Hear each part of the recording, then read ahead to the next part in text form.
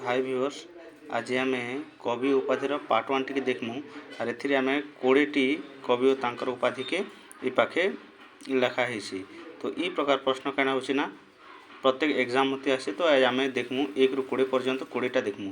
तो पहला है जगन्नाथ दास। जगन्नाथ दास के क्यों उपाधि मिली ना अति बड़ी जगन्नाथ दास। 2 रे बलदेव रथ कवि सूर्य बलदेव रथ।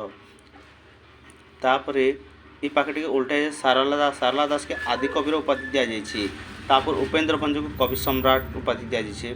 गोदावरीश महापात्र को व्यंग कवि, राधानाथ राय है कविवर, मधुसूदन राव है भक्त कवि, भीम भोई है सन्थ कवि, नंदकिशोर बल है पल्ली कवि, कालीचरण पट्टनायक है कविचंद्र, निमाईचरण हरिचंद्र है बाणीकंठ, गौरीशंकर राय है कर्मवीर, गोपबंधु दास है उत्कलमणि, कृष्ण प्रसाद बसु हेले कवि सूर्य मंजुल, चिंतामणि महापात्र कानन कवि, गंगाधर मेला स्वभाव कवि व प्रकृति कवि, वीर किशोर दास हेले जातीय कवि, वैष्णव पाणी हेले